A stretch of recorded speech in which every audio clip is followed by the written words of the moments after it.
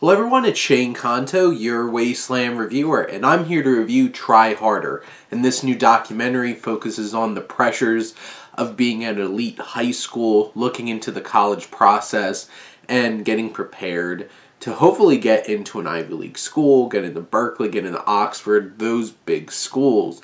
And what's interesting for me personally is somebody who works at a college, and I remember my whole process of, applying to schools. I wound up applying to 10 schools, and luckily I got into all of them, but, I wasn't shooting for, Ivy League schools. And for me, I was in a pretty competitive high school. I only had 186 students in my graduating class, but, the top 40 students were really high-achieving students.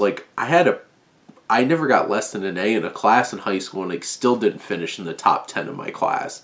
And I was number 11. I was right outside. But, it's such an interesting dynamic of the pressures of high school. And, I know some people, it's high school were the best days. And, what I remember of high school was busting my ass nonstop, coming home for hours and doing homework, and trying to get into a good college. And I wound up going to Rider University. It wasn't the most selective school, but I got a lot of money to go there. I was in their dual honors program. It was a great fit for me, and it was a smaller school.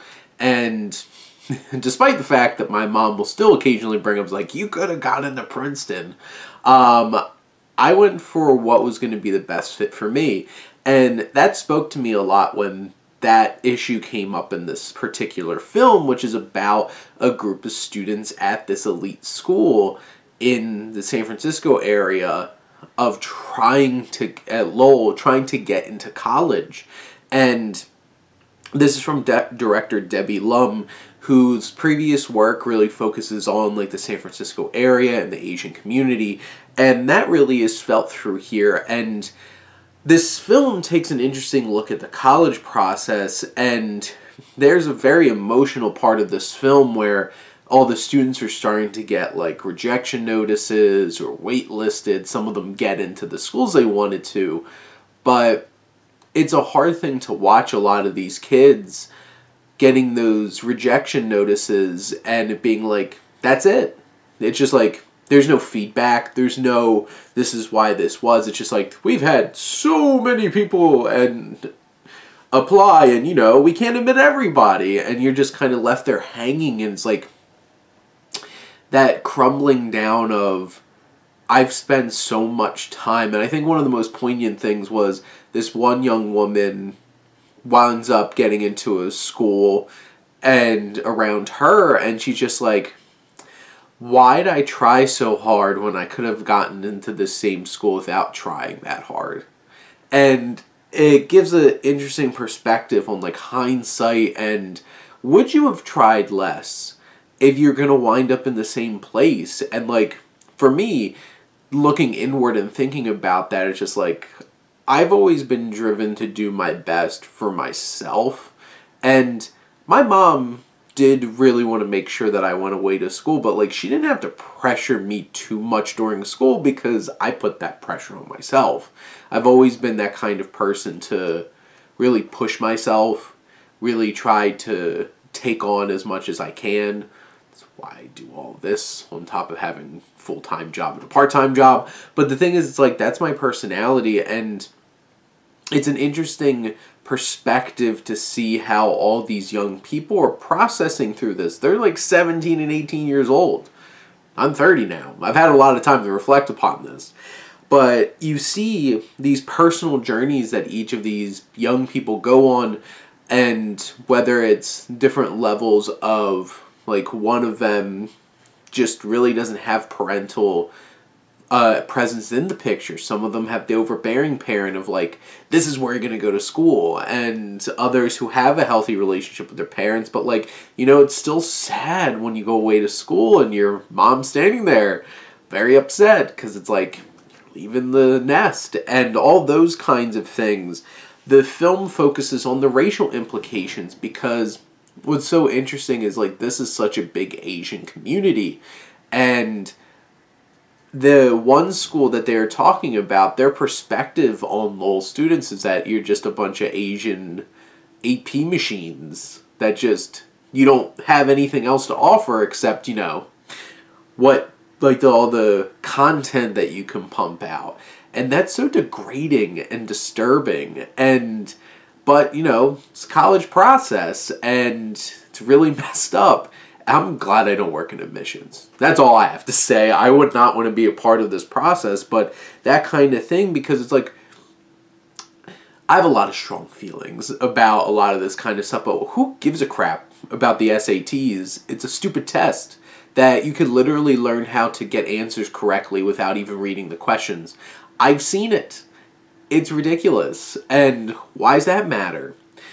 There's so many things that go into it, and obviously it's about the person and finding the right fit.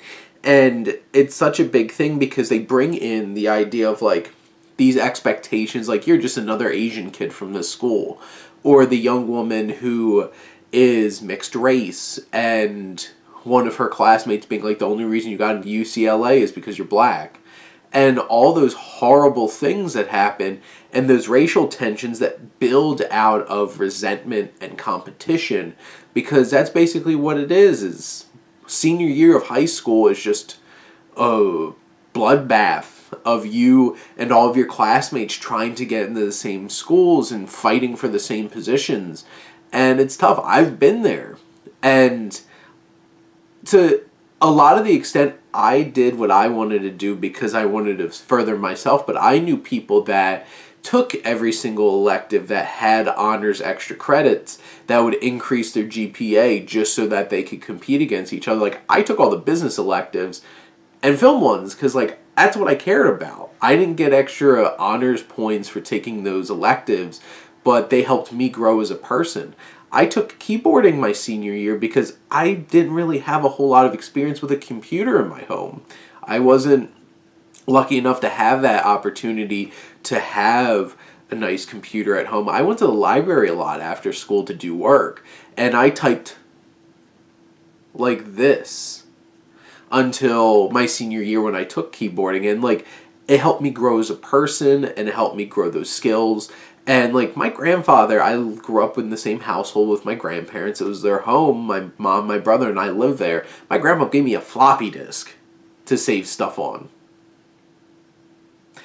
I'm not even that old. That's still dating things quite a bit. But it's this whole entire journey, and this film is so relatable. And it's so well structured. It just flows, and you feel this journey that these young people are going on, because many of us have been on that same exact journey. And I know for me personally, this was a very impactful experience watching this film, and this meant a lot to me. This might have been a lot more than you were expecting from just a film review, but, like, this is the kind of thing when you can make a connection. And the special thing about a lot of times documentaries is when they capture a specific thing, this film really does. And Debbie Lum is able to really put a microscope onto this situation, which is still an issue. And you know what? Our higher ed structure is really going to be tumbling down in many different ways. People realizing that, like, you could go into trades and make a good living. And it's going to be very interesting to see where this goes. But this film, Try Harder, really resonated with me. And I feel like this is going to resonate with a lot of people. Go check this one out. It's available on Amazon right now for rent. But those are my thoughts on Try Harder. Let me know what you think, and let's talk some movies. But thank you as always for tuning in and supporting your Wasteland reviewer.